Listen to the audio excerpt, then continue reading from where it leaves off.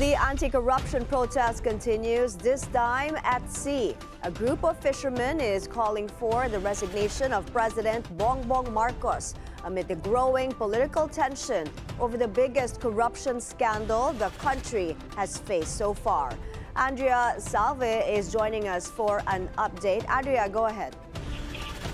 A Fluvial protest was held earlier today by local members of Pamalakaya in Navotas to denounce what they describe as systemic corruption in flood control projects and to reiterate their call for President Bongbong Marcos to resign. According to Pamalakaya Vice Chairperson Ronel Arambulo, they hold the president primarily responsible for the alleged irregularities in flood control project funds inserted in the national budget and say he must be held accountable.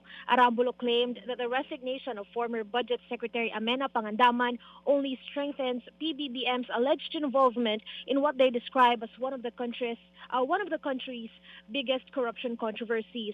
Resigned Congressman Zaldico earlier implicated Pangandaman in the alleged 100 billion peso insertions in the 2025 national budget.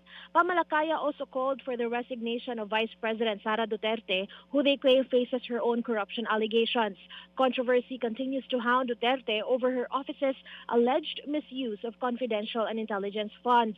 Arambulo emphasized that all public officials accused of corruption, not only those linked to the flood control issue, must be held accountable. The group also continued to oppose environmentally damaging projects such as reclamation, mining, and seabed quarrying, which they say have devastated livelihoods, especially in the fishing sector. Pamalakaya says they are determined to join the November 30 protest in Luneta and are laying out plans to hold a program in Mendiola to bring their grievances as close as possible to Malacanang. Back to you, Mai.